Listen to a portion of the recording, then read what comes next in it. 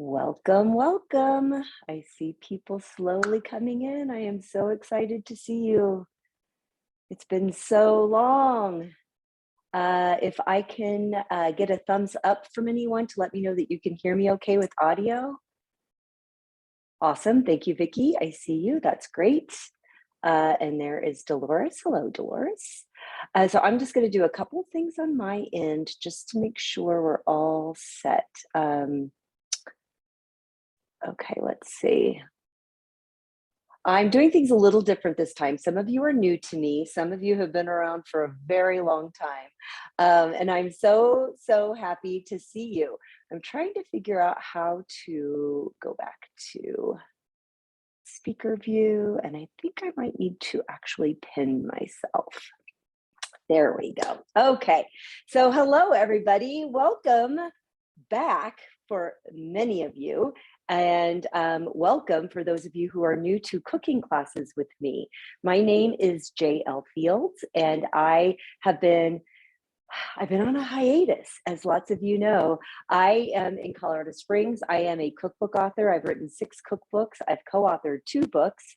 I am a national board certified health and wellness coach. And I am a culinary instructor. I'm the founder of the Colorado Springs Vegan Cooking Academy, which took a bit of a hiatus beginning, let's say, 2020, possibly due to a pandemic. And as most of you know, I shifted and started to do weekly free cooking classes for almost a year. And that was a blast. And then Mama got tired. I just got tired, you guys. I'm not going to lie. And then I got so tired that I decided in 2021, I'd just rest. That's not true at all. Actually, I was really busy in 2021, but I'm back and you're here and I'm so psyched. So somebody says that they don't have sound and they're working on it, but hopefully most of you can hear me. How about a way to find out? So in the chat, tell me where you're from. This is one of my favorite things so that I can see where you're coming from. So if you have the chat function, there's a little box. There we go. We got St. Paul, Minnesota. Oh, Laura, you and Matthew have to meet. Matthew is here too. Matthew and I work together and he is in your community. And I've told him all about you because he's really excited about getting involved in the local vegan community. So I just introduced you guys via Zoom. I'll try to follow up with that later. Okay, look at all of these great places. We got Massachusetts and Maryland and Florida, and we have Pennsylvania. It's so good to see all of you. So some of you were super savvy. I'm gonna do something really quick, and then I promise you this is gonna be I've got a lot of things I wanna talk to you about. I'm gonna try to keep this to an hour cooking class for you. Several of you messaged me and I adored you for it, which was, should I make the sweet potato before the class starts for my cheesy sauce? And I swear to you, I woke up, I think it was Thursday night in the middle of the night, like at 2 o'clock in the morning. And I'm like, oh my God, I didn't tell everybody to cook their sweet potato. And then because I was awake at 2 a.m. and I'm 56 years old, you do the math. Like when I wake up, I'm up for a while. So then I thought, nope, we're going to make it work. So anyway, how many of you are going to cook with me? So just give me a yes in the chat if you're going to make the cheesy sauce and the cauliflower mac and cheese. All right, we've got some yeses. So here's what I want you to do. We're going to start with that sweet potato first. Then I'm going to backtrack and tell you all of the cool things that we're going to be doing for class. So for those of you who are cooking with me, the instruction is simply to, however you normally would steam a vegetable, like if it's on your stovetop, in a pan, get your water boiling, set a steam trivet or a steam basket in your saucepan, and steam for about 12 to 15 minutes. We want the sweet potato to get tender. You can, if you don't have a steam trivet or a steam basket, you can put it in the water and you can let it boil a little bit. That's fine too, because we're going to be pureeing this sweet potato with some other really yummy ingredients to make this cheesy sauce. So whatever your standard steaming is. So I'm going to give you a couple of other ways that you can do it. When it's time for us to do our cauliflower later, I'm going to my old Pampered Chef microwavable steamer.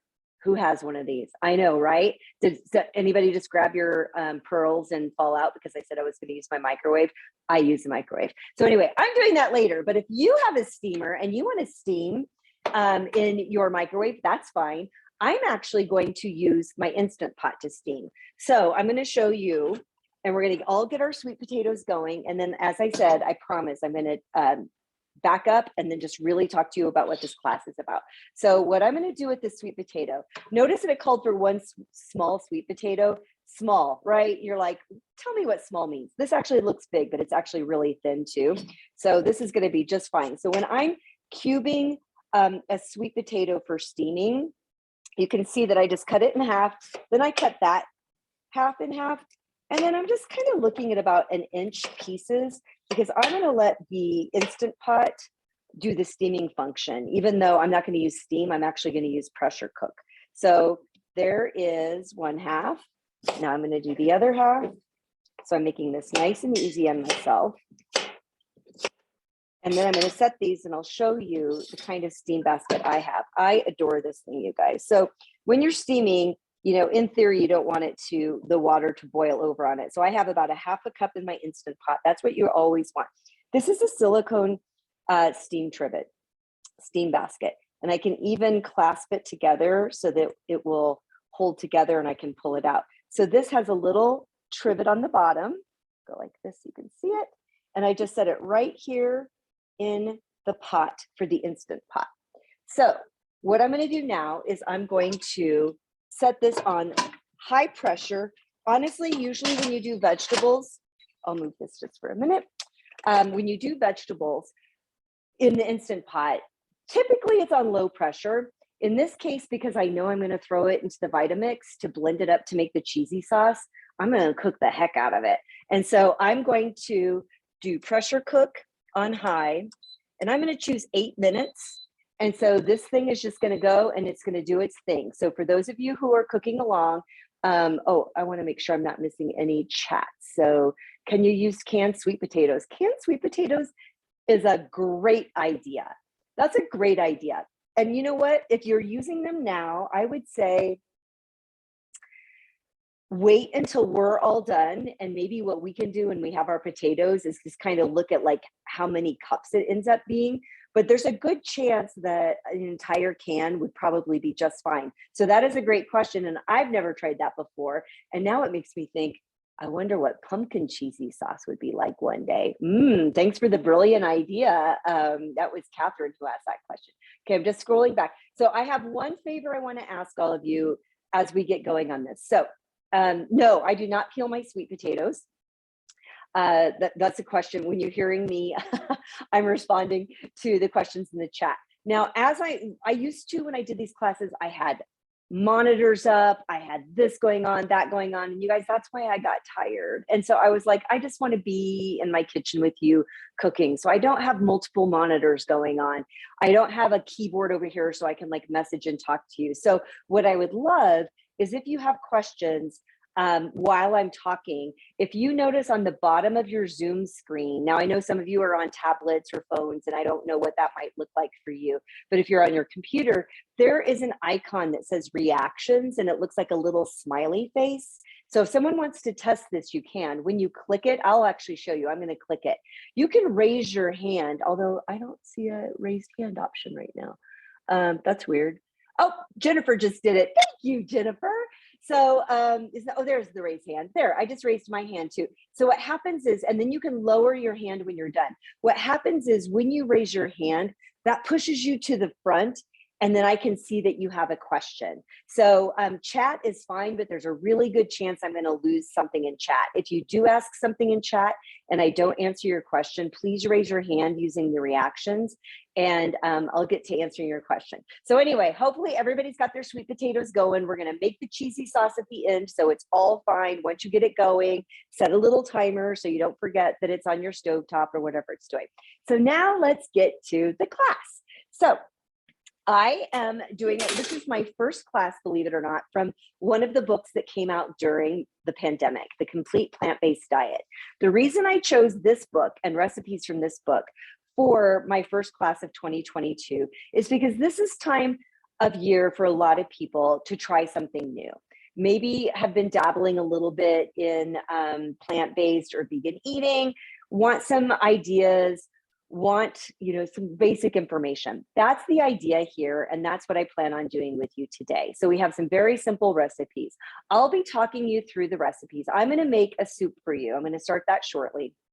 And then we together are going to steam our cauliflower, although I'm going to give you a couple of options for that. And if I don't give you a couple of options other than steaming, someone raise your hand and say, excuse me, JL, you said you had another way I could do this, not just steaming. So I'm going to count on you to be with me and help me with this. So, and then we're going to make our cheesy sauce. And so, and I'll talk to you a little bit about the rationale behind some of these recipes. Jessica has a question. So Jessica, can you unmute yourself, Jessica, or maybe I can unmute you. I'm going to ask you to unmute. So if you want to ask a question, Jessica, go right ahead.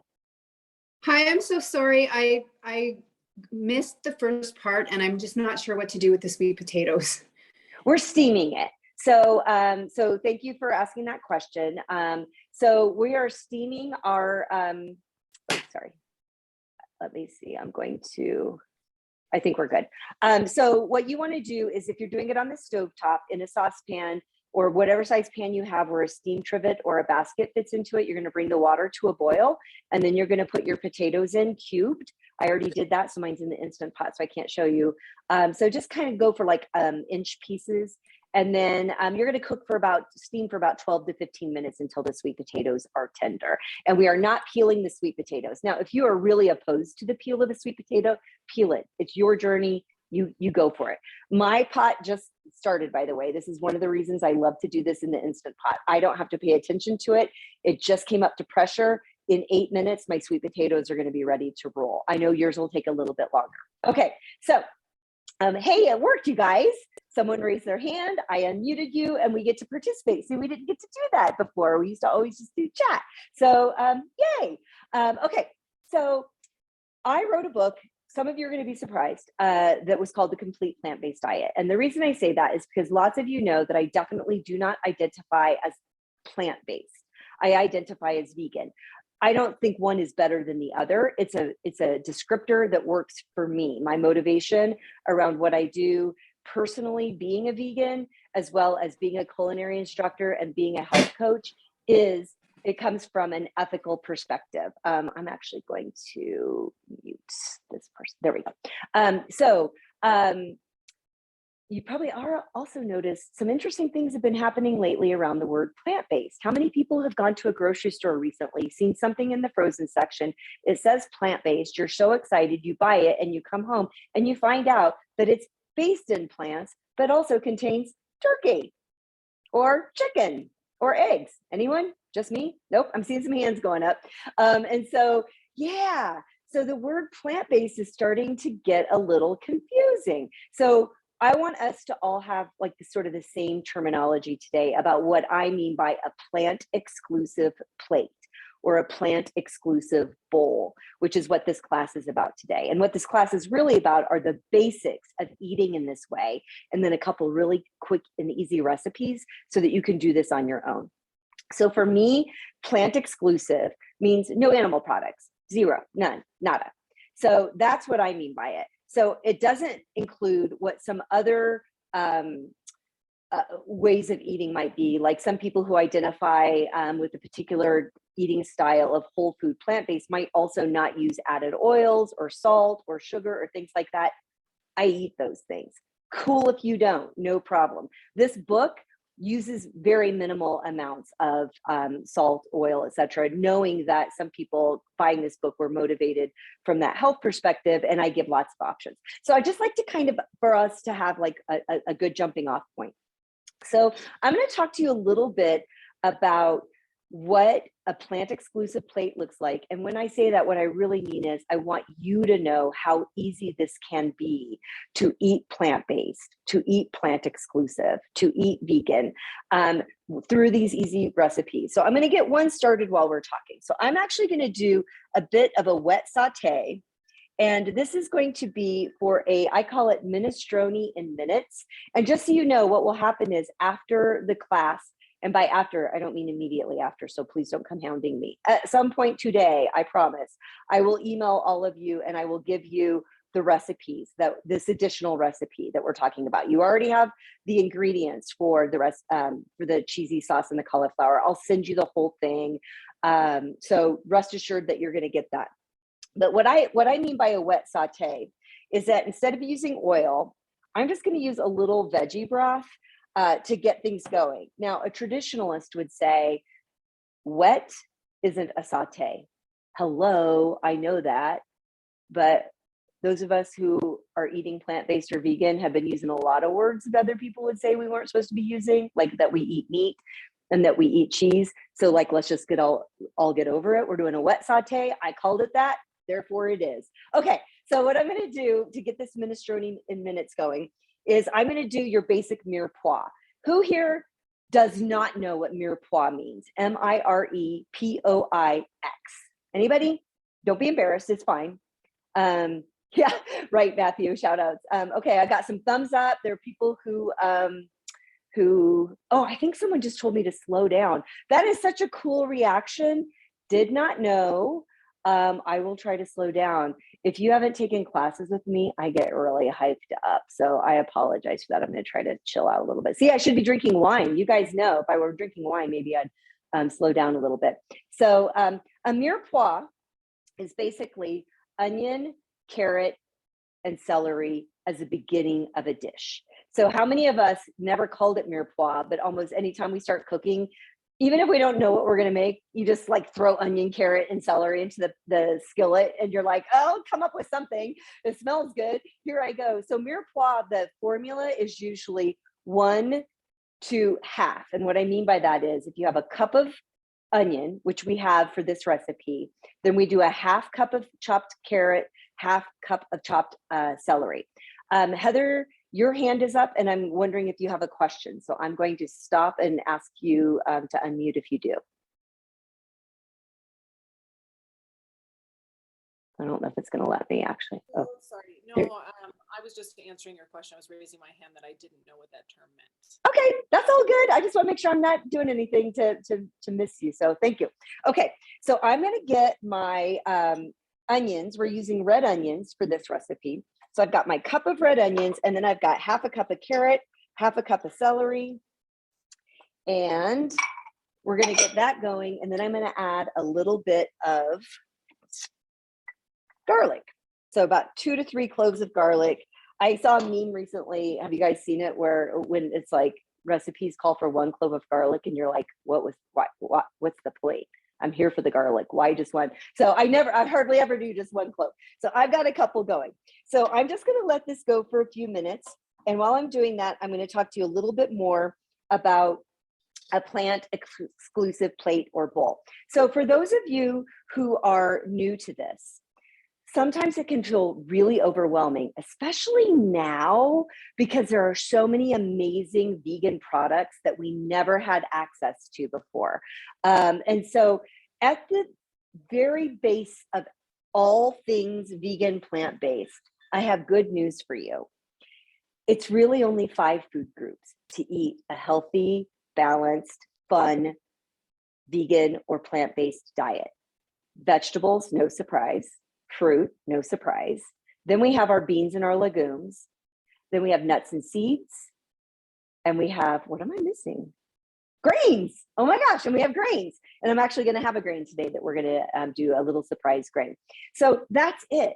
So if you're brand new to this and you start to think, all right, well, I'm gonna eat plant-based. So like, do I need to go and buy, like all the Miyokos and the Beyond Burger and all those things? Heck yeah, go for it. If that's what you want to do, you absolutely can.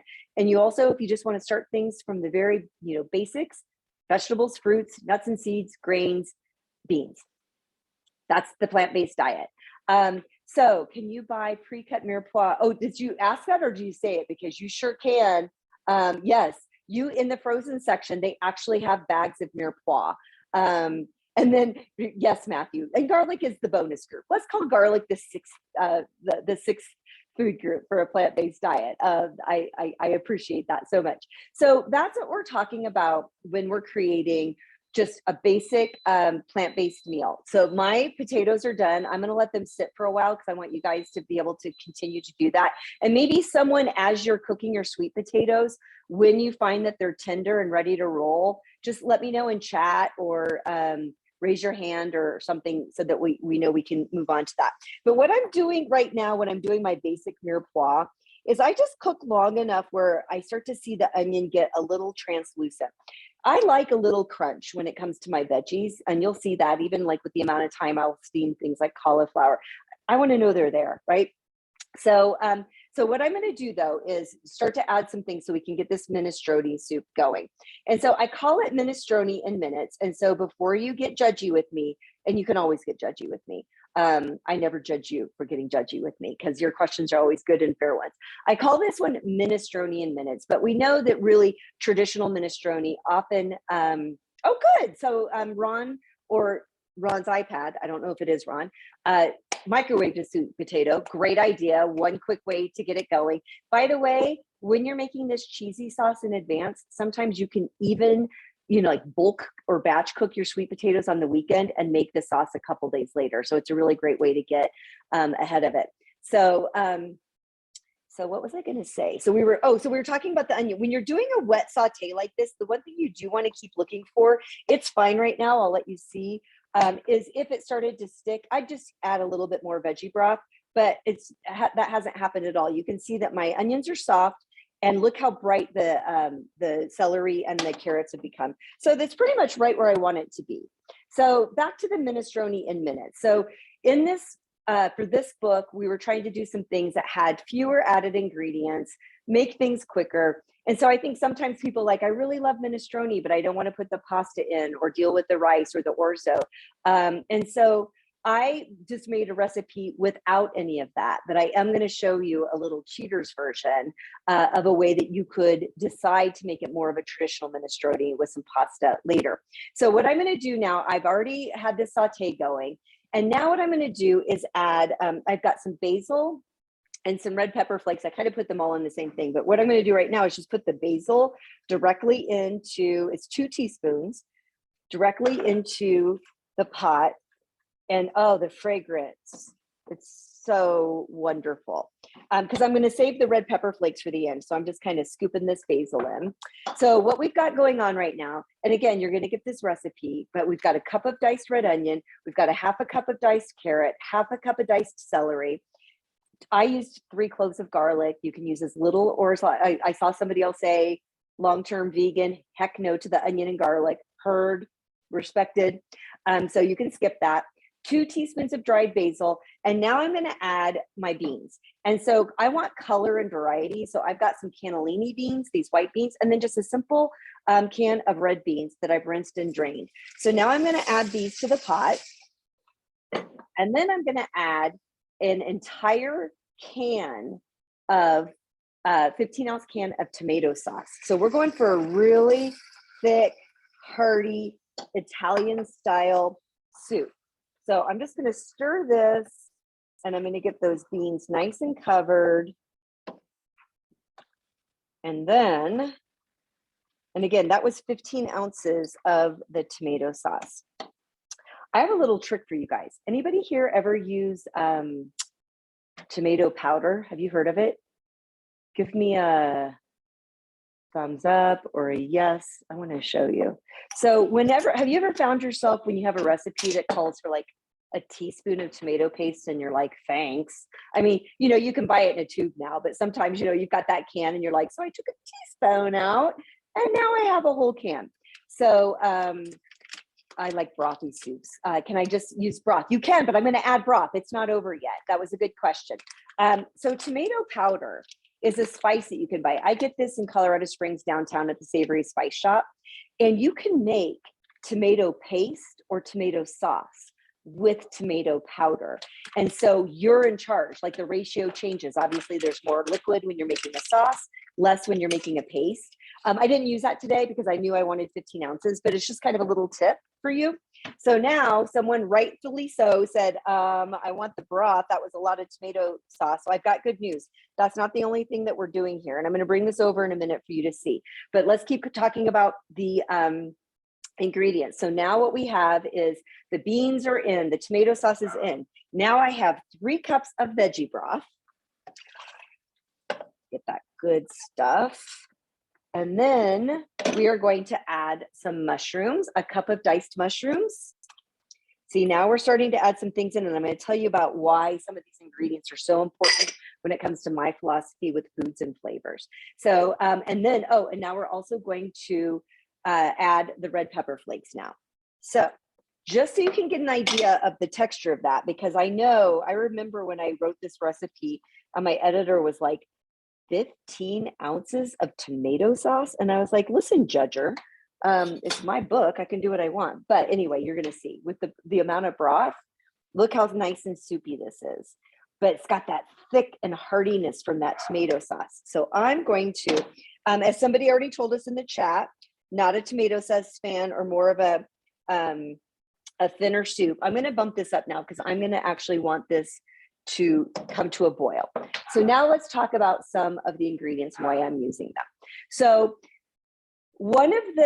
if you're new to plant-based cooking, or if you're new to me, those of you who've been around for a long time, and many of you have, and I adore you, and I know that you already know what word am I going to say. What word am I going to say? That's the secret ingredient to plant-based cooking. Hit me. Catherine was so ready. She was like, I've just been waiting for this. I know what the answer is. Yes. Umami, my favorite terms. I love it so much. I had it tattooed on my arm. So umami, spelled U-M-A-M-I, Catherine nailed that, is a Japanese culinary term that is considered the 5th flavor. So we know sweet, salt, bitter, I always forget sour. And umami is considered the 5th flavor. And actually, you know where it really came from? MSG. So some people are like, oh my God, I don't want to go to that restaurant. They use MSG. And I'm like, I walk in, I'm like, give me double MSG. I'm ready for it. But anyway, you don't have to do that. But truly, it's that savoriness. There's something, it's like a meatiness that comes from foods and ingredients. Well, one of those types of foods is actually really ripe tomatoes, or in this case, a tomato sauce. Another powerful umami ingredient is mushrooms, dried or fresh. Both bring out umami. That's one of the reasons we have mushrooms in here, not just because they're good for you, not just because they taste yummy, not just because they give a nice meaty chew when you're making a soup, but they also bring out a sense of meatiness in the flavor, what you smell and what you taste. So we're going to be talking about several umami ingredients throughout the class, and that's one of them. Chili crisp. Ooh, yeah. And it means delicious in Japanese. That's interesting. I haven't heard that that interpretation, but I get it. It's delicious to me. I've heard meatiness, satisfying. What's the other word I use? But I'll start to use delicious as well. So thank you, Matthew. So while the soup is coming to a boil, I'm going to show you something that we're going to use later too. So first off, I tend to finish a lot of my meals off with an acid, lemon juice, orange juice, lime juice, vinegar. These are umami elements, but they also sometimes can give you a sense of satisfaction that means you might not want as much added salt or sodium for flavor. And so like when I make beans from scratch, meaning dry beans, and I, cook them in the Instant Pot, I never salt while I'm cooking the beans because they might not cook evenly. But afterwards I'll salt, but I almost always first stir in some orange juice, lemon juice, or lime juice, and then taste it, because it might have almost what it needs, right? Between the bay leaf and that, maybe like I made some red lentils earlier today, added no salt, but I used the bay leaf, turmeric, curry, and ginger. And so when I tasted it, I was like, yeah, I'll add a little salt when it's time to eat them later this week, because I was doing batch cooking, but it's not necessarily something I need right now. So that's one of the reasons I like to finish things off with a nice acidic liquid. And so we'll be adding lemon juice when this is done. But I want to go back to this minute. So this is the recipe. No added, no orzo, no kind of rice, no kind of pasta, super simple, ready to roll, no problem. But one of the things that I like to do on the weekend, so I told you that I've already did some batch cooking. I've got my oatmeal ready for the week. I've got my red lentils ready for the week. I pureed it, so it's like a dal dip with the red lentils. I have some wheat berries. I did one of my grains in advance. And then I did a big pot of chickpeas. Well, what I also did was I just made in bulk, just a box of pasta. So I'll show you, this is the box I used. So this is a rotini, and it happens to be gluten-free. The reason I tend to buy a gluten-free pasta, trust me, I love me my pasta, I love me my gluten, but I like to do this in batch, or, to do batch cooking, and I just do it in the Instant Pot. And I find that gluten-free pastas are heartier and can stand up to the cooking in the Instant Pot better. They don't get mushy. So that's one of the reasons. But also, I like the ingredients in this, and it also brings out some protein. So this particular one has 4 grams of protein per serving, and the ingredients are corn flour, brown rice flour, and quinoa flour. So just a little variety. But, so I make my minestrone in minutes that doesn't have any kind of pasta or anything. And now later this week, I'm ready to have a bowl of soup, and I decide, you know what? I do want a hearty pasta now. So what I would just do is I'd just take a little bit of this, about a 1/4 cup maybe, and then I would just chop it up.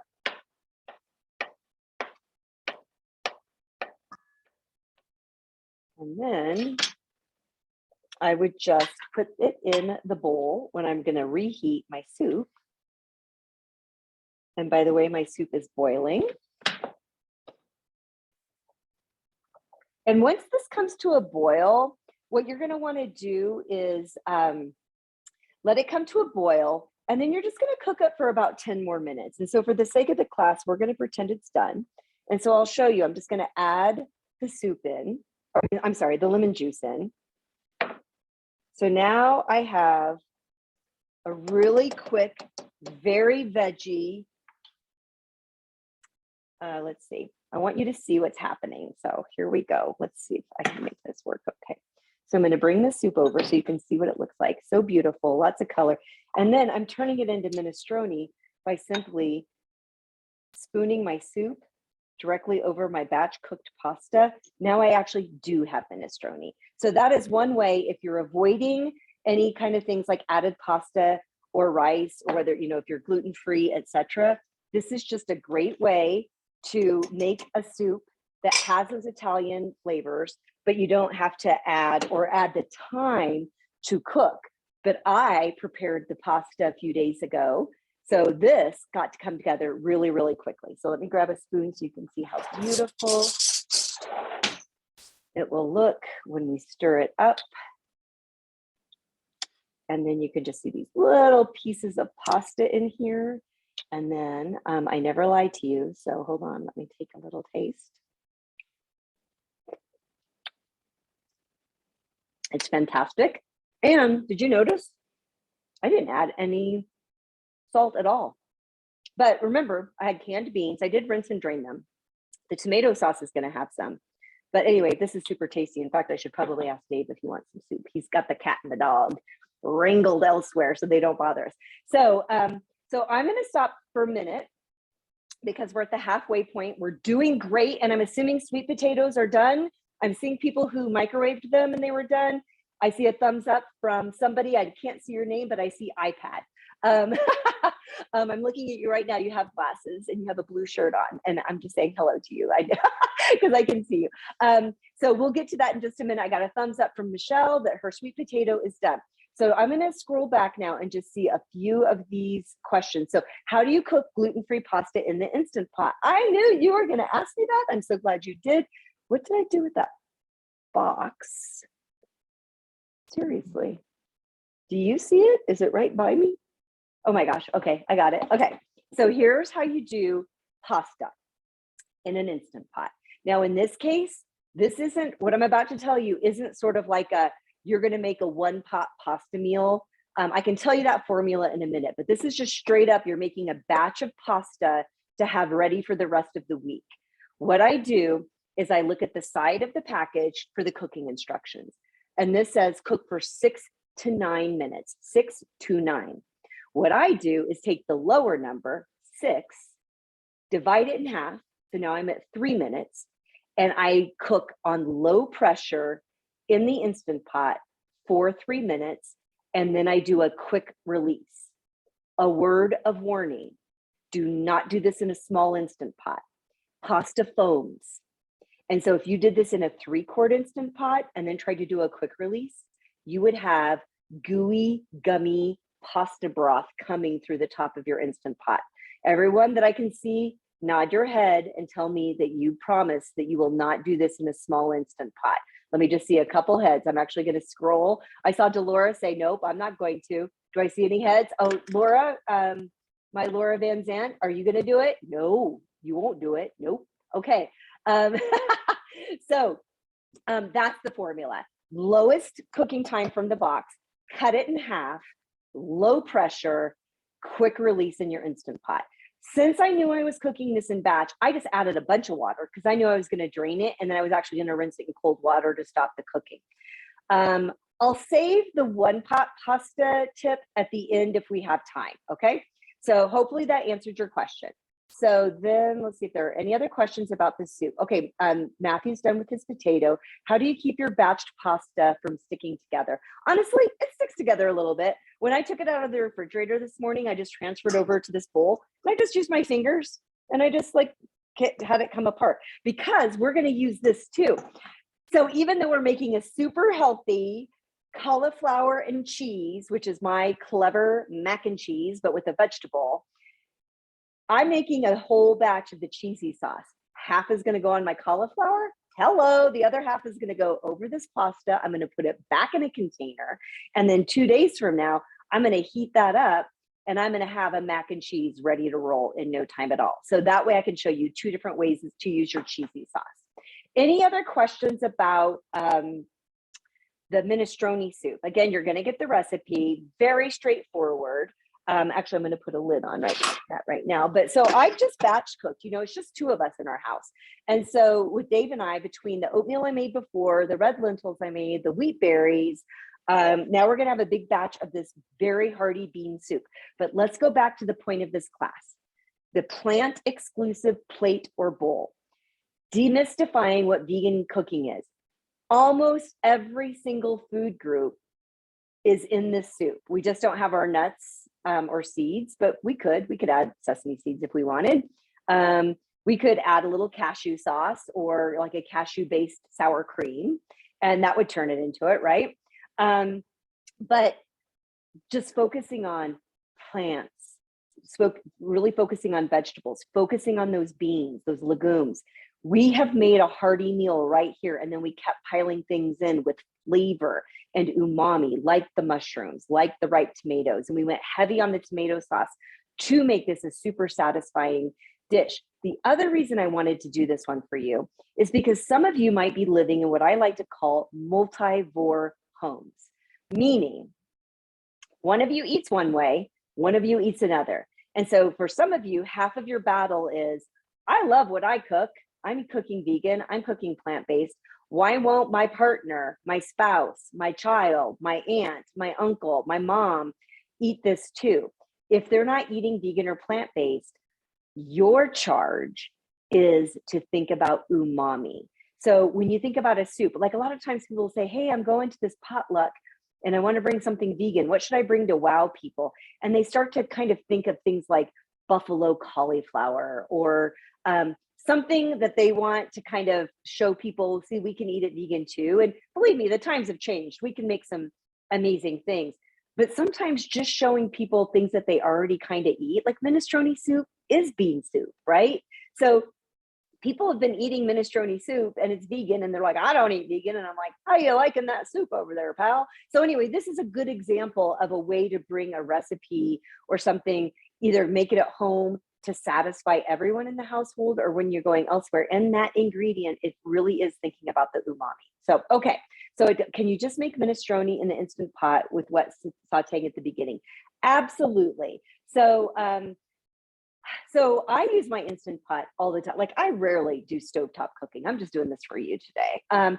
I almost do everything in the Instant Pot. And most of you probably know I have multiple Instant Pots, but in my defense, I did write a cookbook called Vegan Pressure Cooking. And I've been teaching this method for like 7 years. So I need it for my job and I need it for my life. I love them. I have several of them.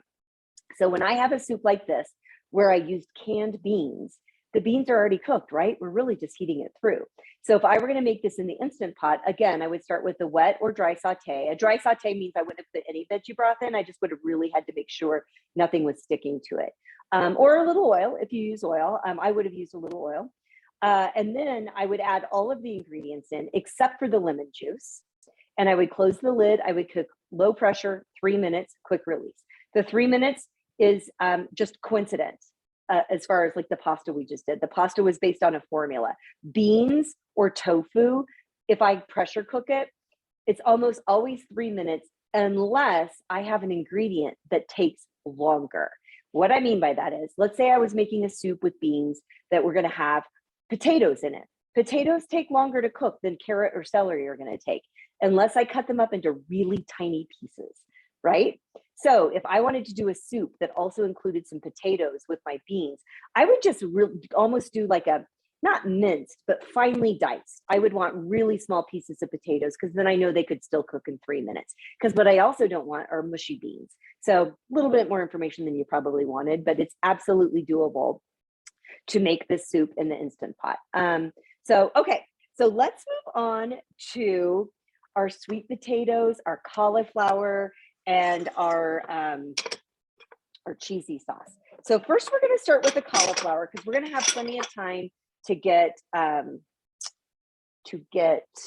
our cheesy sauce together. It's going to come together very quickly. So I do have a question for you. You know, since I didn't give you the instructions and only in the ingredients, I do puree this in a blender. Is there anybody here with me right now who does not have a blender or a food processor to make their cheesy sauce? I'm asking the question because then basically I just have to apologize to you. So you let me know if that's the case. So I'm going to bring over a few things so you can see the elements for this recipe. So the cauliflower mac and cheese, okay, no one said that. So hopefully it sounds like most people may have a blender in their house. So I'm going to show you a few ingredients. So the cauliflower mac and cheese, again, was me just trying to get a little clever around wholesome veggie meals that also have that stick to your bones heartiness, and a way to show you how creative you can get by pulling together vegetables and beans and umami flavors. And so that's where the cauliflower and cheese came from. So think mac and cheese, but it's cauliflower and cheese. So let me just show you the ingredients to get started with the cauliflower.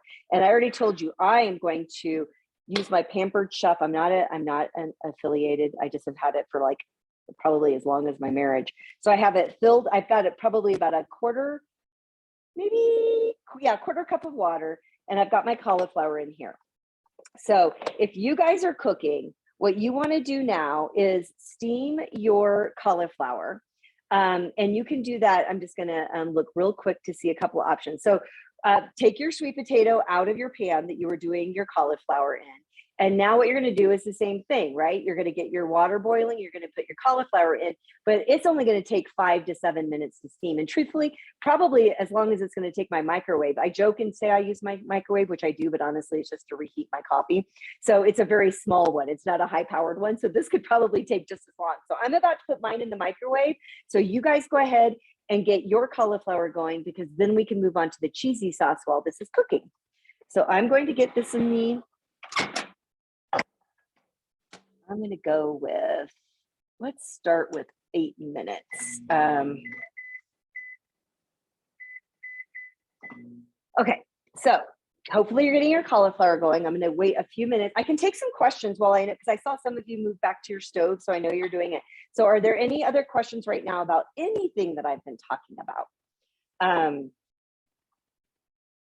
And if not, I will show you, just so you can see the other elements that we're going to be bringing in when we do the cauliflower is once the cauliflower is done, what we're going to do is add lemon juice plus a cup and a half of the cheesy sauce, which we're about to make.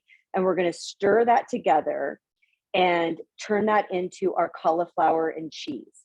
When we serve it, we're going to sprinkle a little black pepper and paprika over everything. Paprika, smoked paprika is an umami flavor.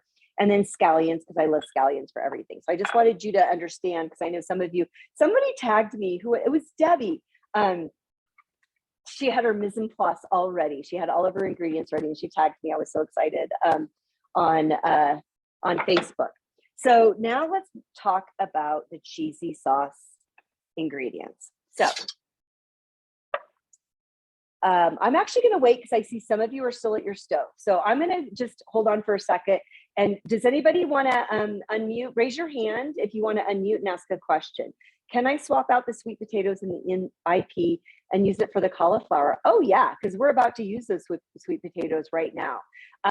Cauliflower, if they're small florets, should be done in like 3 minutes low pressure. So anybody who's wanting to steam their cauliflower in the Instant Pot right now, because you can take that sweet potato out, we're ready to roll with that baby. And you can absolutely do your cauliflower. Probably 3 minutes low pressure, quick release will do the job. Okay, so I see some people who are starting to come back. So I'm going to, so my pressure hasn't released yet. So I'm going to release it really quickly. It was ready. And now what I'm going to do is grab this. Oh, shut that guy off. And so you can see my very, very pretty sweet potatoes. So I'm going to move things around a little bit so you can see all of them. But don't you just love this trivet? Look, I don't even need a glove to hold that up. And honestly, I think I got it on Amazon for like $7. So what I do is I just take the sweet potatoes from the pot and just dump them directly into my blender carafe. Now, I'm going to tell you something. We are going to be blending with something hot, a sweet potato. So what might we do for a safety feature when we're blending something that's hot? Anybody have any ideas? No, I did not peel the sweet potato. That question just came up in the chat. You can if you want to, but I like it. And especially with this cheesy sauce, I think it really adds to the texture. And then we get to keep all of the nutrients from it as well. And Jennifer nailed it. When you are blending something with hot ingredients, you want to place a towel, and I'll show you how to do it before we get started, because the heat will expand, and then sometimes you can have a little surprise that's not the good, it's not a good surprise. So anyway, we're going to be very careful with that. So, okay, now we're going to do our sauce. So we've got our sweet potato, we cooked it up, and now it's in our food processor or in our blender. Now we're going to add a can of chickpeas. Now I'm going to tell you something. Don't be mad at me if you've already done this, because I'm just going to tell you, I wrote this book 2 years ago. So what I said in the book was rinse and drain. And then you'll see later, I say, if you need more liquid, add it. Well, I got super lazy about 6 months ago making this. I make this all the time. It's like part of my batch cooking on the weekends, because there's so many different things you can do with it. And I was like, well, you know, when you have garbanzo beans, we always save that broth, you know, aquafaba, that we can use as sort of like the vegan egg. And I'm like, well, clearly we're eating it. So I no longer drain it. I actually pour the entire can, including the chickpeas, into the blender carafe with the sweet potato, because that aquafaba is actually going to give some really interesting texture. I mean, think about it. If you've ever played around with aquafaba before in a high-speed blender, when you pour the juice of chickpeas into your stand mixer and let it go for 10 minutes, it turns into stiff peaks like meringue. So we already know that it can do amazing things with texture. So I felt pretty confident that combined with some other things, it would actually really be lovely for the texture, and I wasn't wrong. Okay, so now we've got our chickpeas in there. So then next, what we're going to do is we are going to add our nutritional yeast. We've got a 1/4 cup. And then I'll just show you, I buy my nutritional yeast in bulk at Natural Grocers. So I keep some in a jar, airtight jar, so I have it ready all the time. And then I have this really cute thing that I picked up. It's broke one side, or actually both sides broke. I got it at Herbivore Clothing Company. It's Nooch. It says Nooch, which is the nickname for nutritional yeast. I have that next to my stove because I use it all the time. if you are, oh, someone asked, can you use a yellow potato instead? Not crazy about sweet potatoes and sauces. Yeah, I mean, you know what? Who asked that? I think you could try it. You know what I would really use though? Probably, well, you said yellow potatoes, so that would probably work. I would use fingerling, like what do they call them? Like creamer potatoes? Because what we're looking for is that creamy texture, right? We're trying to make a cheese sauce without like store-bought vegan cheese. And so we're trying to do ingredients that will give us both flavor and texture that we want. So what we want is something that can give us something very creamy. So if you didn't want to use sweet potatoes, I would really recommend using creamer potatoes. And I would probably say about 1.5 cups of them could be equivalent to, like, if you diced up that small sweet potato, maybe 1 cup. So I hope that helped. And it looks like somebody else had suggested carrots. Carrots are a really good idea. I think you probably need several. Again, probably go back to, and they'll cook a little bit, they'll cook quicker too. So, okay. So now we've got our nutritional yeast in here. Then we've got miso, which I used I'm using a white miso, and I'm going to show you, if you haven't used miso, if you're avoiding soy, you can either skip the miso, but you might need more salt later, or you can look for soy-free miso. I think there's a brand, which I think it has River in the name of it, that might make a chickpea miso. But I have like 5 different kinds of miso in my refrigerator: red, white, yellow. And honestly, I just treat it like accessories, like shoes and handbags. I just pick the one that matches the food. So if I were going to add miso to my minestrone soup, I would have used red miso. Okay, I see a couple hands up. This is awesome. So people have questions. So I'm going to go based on who's first. So I see Jessica. So Jessica, you can unmute. Hey, my sweet potato was enormous. How much of it should I use? I would use 1 cup or 1.5 cups. Okay, thanks. Start with that, Jessica. And then as you're blending it, you get to start to decide what the texture is for you. You can add more if you want. So maybe start with 1 cup, and then as you're blending, if you want it to get a little bit thicker, maybe just start kind of spooning some in. Sound good? Yeah, awesome, thanks. You bet. Christina, do you want to unmute? Do you have a question? Hi there. I've been having a hard time finding miso locally. So I do know where I can find it elsewhere. I just didn't have time to make a special trip to those stores. I use tahini as an alternative in some of my cheese dips and my cheese balls. Will that work for this? That's a genius idea. Tahini, Okay. which if you guys don't know, is like it's sesame seed paste. So peanut butter is peanuts that get turned into paste. Tahini is sesame seeds, usually with a little olive oil. And then that's what it is, which then also makes me think, you know what else, Christina, or anybody else, if you don't have miso, you could potentially also use either peanut butter or almond butter as well. So great question. And you just all gave us some great ideas. So yay. Okay, great. I Okay, usually cool. throw in a splash of soy sauce too. Does that work for this? Yes, absolutely. Okay. Love Perfect. it. Okay, Thank you so much. Absolutely.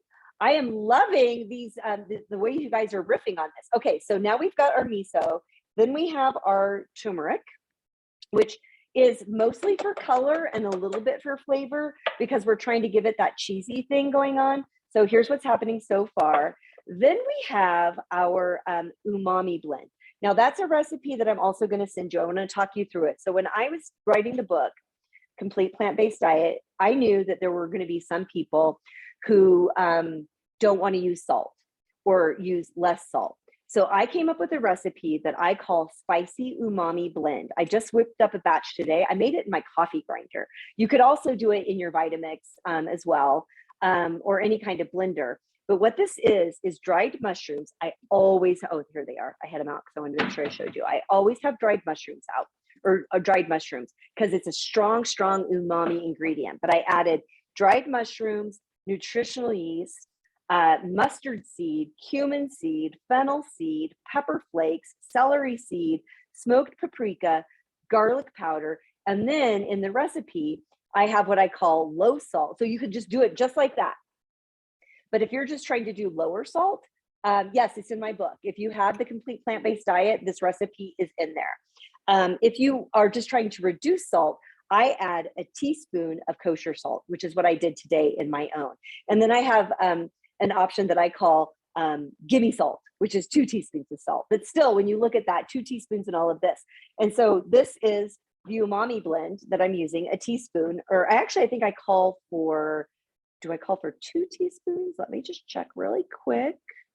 I call for 1 teaspoon. This is 1 teaspoon of my spicy umami blend. So I got that in there. Then I've got my tablespoon of rice vinegar. You can use any kind of vinegar. And you know, you could even use like white wine if you wanted to. So I'm going to do my rice vinegar. Now, what's going to happen is what I say in the recipe is have veggie broth on hand in case it gets too thick and you need to thin it out. But I'm here to tell you that when I've been making it recently, although I've been talking while I've been piling all these ingredients on, so who's to say? But when I have been using the entire can of the chickpeas, the aquafaba and everything, I have enough liquid. The consistency is perfect. So that's one thing. The other thing I wanted to tell you, if you are trying to reduce or limit salt for health reasons, lots of people who have some kinds of chronic diseases or are working around blood pressure issues might need to really watch your salt. If that's the case, you probably don't want to dump the whole can of chickpeas with the broth in, because you probably know, unless it says no salt added on the can of beans, there is some sodium in there, which is why most recipes call for you to rinse and drain. It really gets rid of some of that sodium. So that's just an FYI if you are trying to moderate your salt. I don't want to set you up for disappointment. Okay, so now I'm going to put this here, but remember we had a hot sweet potato. So I'm going to put a towel over my lid of my Vitamix so that I can just make sure that if it does expand from the heat, that I'm not going to have anything kind of like come flying out. So when it comes to when is it done, I start very, very slow. What I want to see is all of my ingredients gone. And then I want to start to see a pourable sauce. So even though I'm going to use this twice right now, I'm going to show you what I normally do just to give you an idea. So when I make it in batch, I make it and then I pour it directly in a mason jar so that I have an airtight container. And then I just store it in the refrigerator. And then as the week goes on, sometimes it does start to firm up and thicken up a little bit. I might whisk a little veggie broth in it if I want to get it thinner when I'm using it. So I'll show you that in a minute too. I'm also going to check my cauliflower. If anybody else needs to check their cauliflower, go ahead and do that now.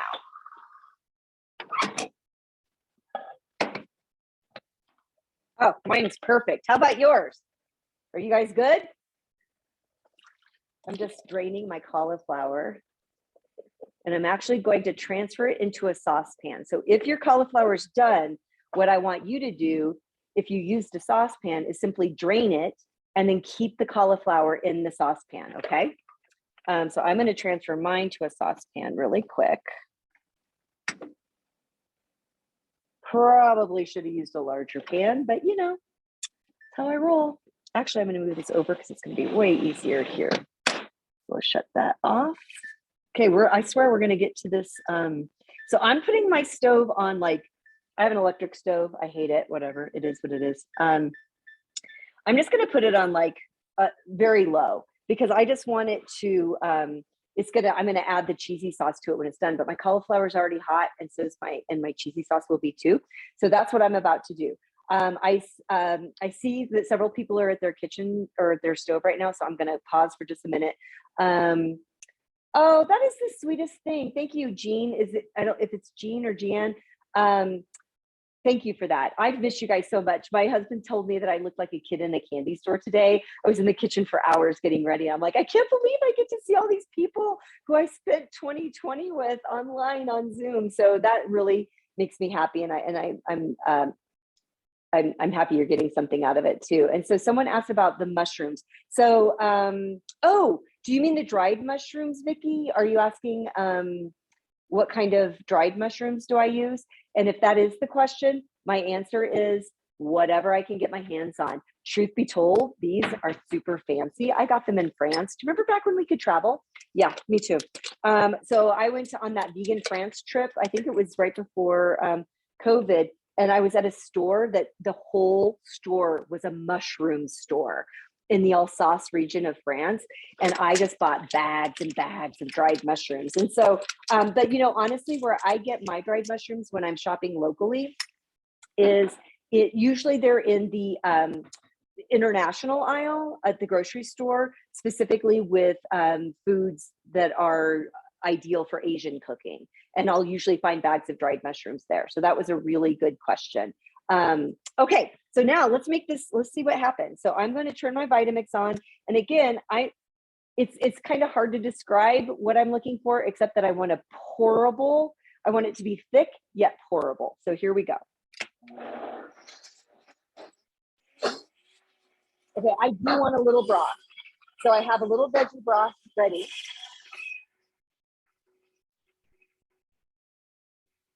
A little bit more.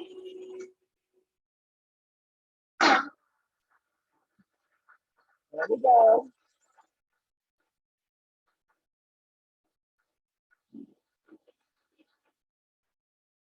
Yes. Sweet spot. I think I got the sweet spot. So let's see what it looks like. Rather thick. Now, you know, I'm not going to do this to dirty this jar because I'm going to do two things with it right now, but you can see how thick it is. If you want it thinner, add more veggie broth. I don't want it thinner. I'm actually going to take half of this right now, and I'm going to put it directly on my cauliflower in the saucepan. That's what I want you to do too. It calls for 1.5 cups. And now I'm using a much too small saucepan. I'm just going to stir it until it's coated and covered. And then I'm also just going to take a taste, and I want you to do the same. It does not need any salt. You know, I use that umami blend. If you don't have enough salt from the miso, you could either add more miso. I could literally just eat this out of the, I'm not even embarrassed. So anyway, let me continue to coat this. So I'm coating my cauliflower. And what I want is for this just to get like all of my cauliflower pieces to have that nice cheesy sauce clinging to it, and to be nice and warm and piping hot so that I can serve it. So I'm going to pour a little bit more in there because why not? I think this is going to be our lunch. Who else is having this for lunch, or are you going to save it for later this week to reheat meat? All right, so I'm just going to let this sit and just kind of get warm before I show you how I plate it. But now I want you to see what I'm going to do with the rest of it. So, and I see some people are missing. I think you're probably getting your cauliflower. This will be your lunch. Yeah, good. Okay, Matthew and I will be having the same one. Ooh, good tip, Jennifer. She said Costco has a big container of mixed dried mushrooms. That's a great idea. And then what I like to recommend when you buy dried ingredients like that in bulk is to make sure you have a really good storage container for things like that. And I would even say, like, when you say a big container, I don't know how big you mean, Jennifer, but like when I buy soy curls, I buy a 12-pound bag of soy curls, and then I keep them. I live in a very small condo. Like, this is my kitchen. I can touch both sides. This is my kitchen, right? So down in my garage, I have a small deep freeze that I got like at Lowe's for a couple $100. And I keep my big bag of soy curls in there. But if I were going to buy like a big batch of like dried mushrooms, I would probably put them in an airtight bin that I put in my freezer just to make sure that they keep. So that's just a little tip. Let's see. Are there written instructions somewhere for the recipe we're doing together today? 100%. I will be emailing all of you as follow-up, and you'll get all of the full ingredients, including the spicy umami blend, the cheesy sauce, the minestrone soup, and the full recipe for the cauliflower florets. So, and so I know it might seem a little weird that I don't send all of that out in advance, but the thing is, they're from my book. And so, and because I don't charge for this class. Those of you who paid for it, I really, really thank you. I work really hard for this and I appreciate that so much.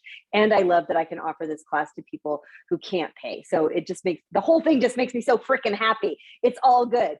But because I'm using recipes from my book, I really don't like to send them out in advance, but I'm happy to send it to you now. If you have the complete plant-based diet, all of the recipes we made today are in it, but I will absolutely be following up with that. Okay, but I want to show you what I'm going to do with the rest of this. So remember when I made my batch cooked pasta in advance? Well, I'm going to now turn this into mac and cheese that I can reheat and eat this week. So this is just plain, lightly salted when I was cooking it, gluten-free pasta, Ancient Grains, I think. Ancient Harvest was the brand.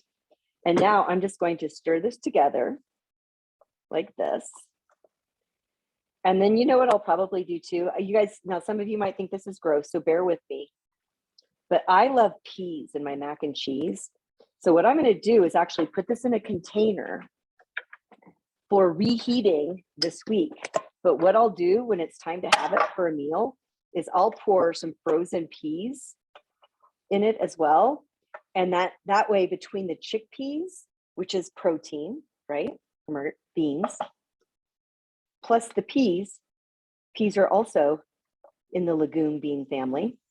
I will have a full, complete, and a wonderful meal, even with some added greens to it. So I just took that cheesy sauce and put half with cauliflower, half with pasta. So I have mac and cheese, and I have cauliflower and cheese. So now let me plate, and by plate, I mean bowl, this yummy, cheesy cauliflower.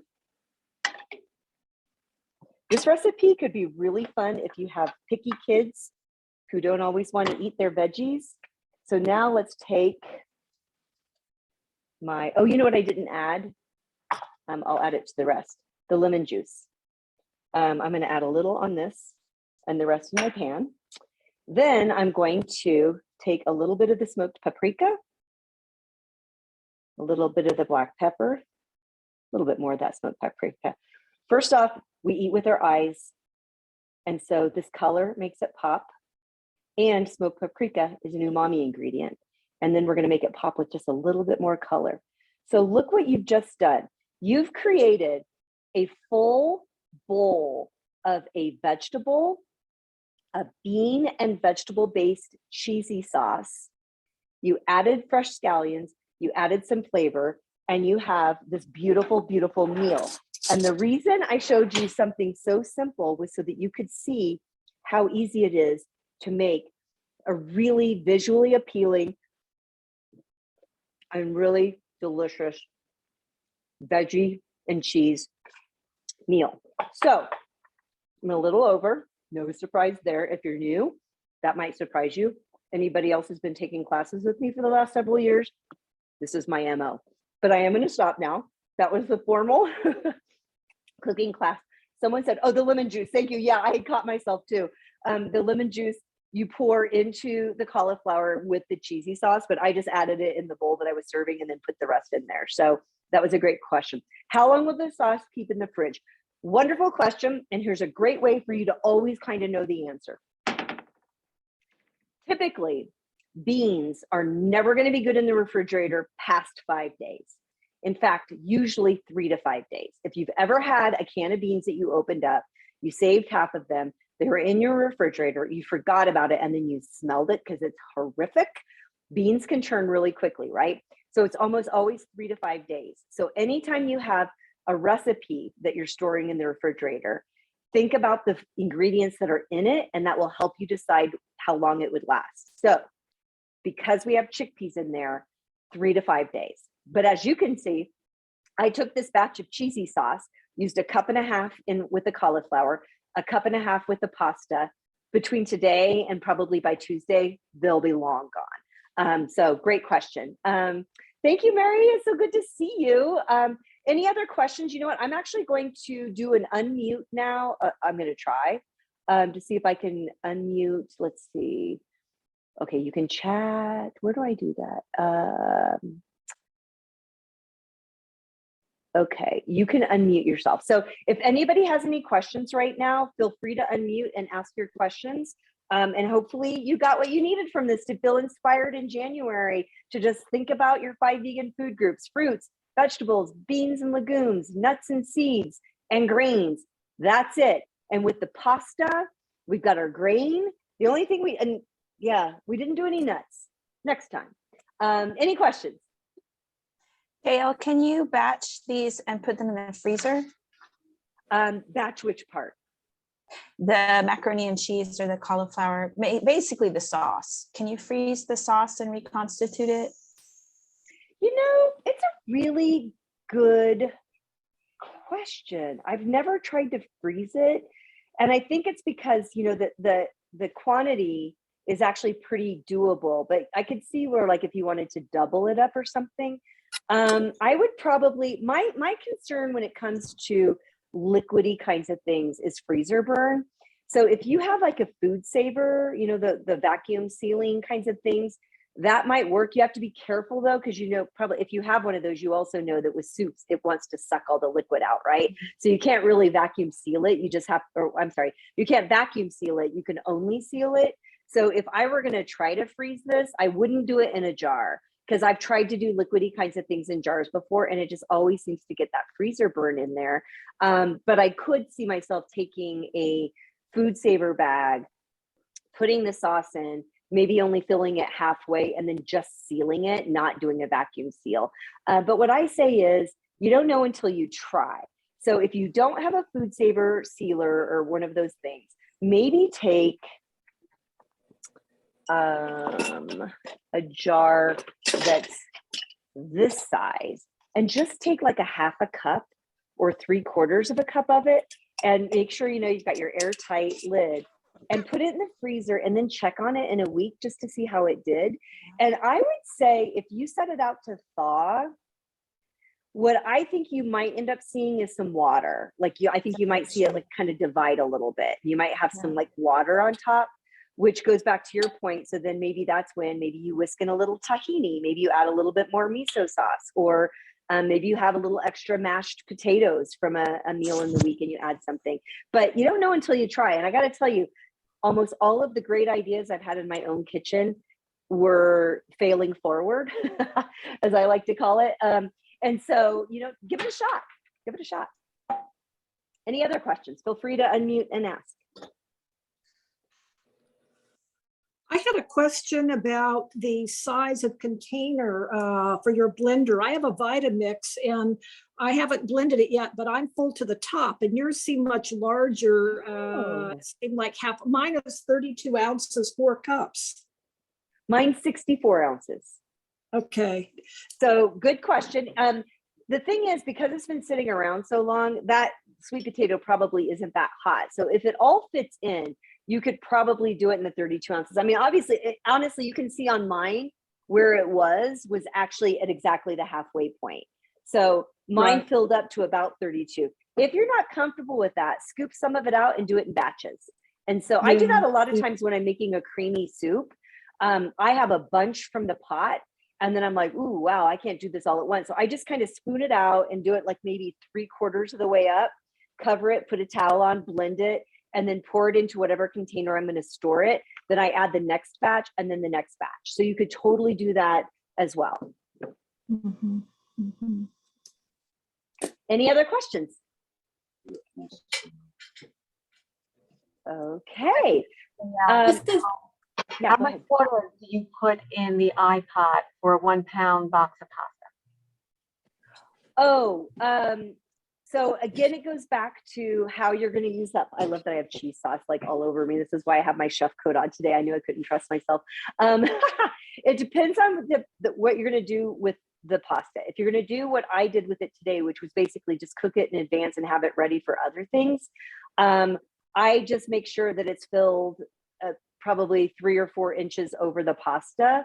I don't measure it. I just put the water in until I see like maybe this much water over the pasta. It does go back to the thing I said I would mention to you. Oh, I totally forgot the thing I was going to tell you guys about the cauliflower. Okay, I'll get to that in a minute. Let me finish the pasta thing.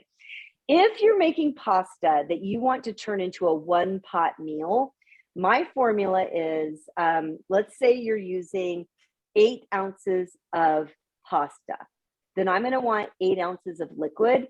Half of that is going to be, no, I'm sorry. It's 8, 8, 8. The ratio is 1, 1, 1. So I'm going to take 8 ounces of pasta, 8 ounces of water, and 8 ounces of marinara sauce.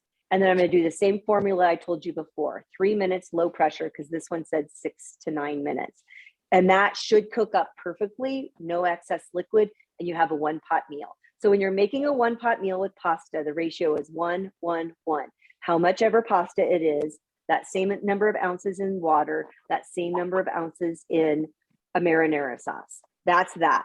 If you're just batch cooking in advance in the Instant Pot, some pasta to use in all kinds of things, soup, mac and cheese, etc., just make sure you've covered it by at least 3 to 4 inches of water.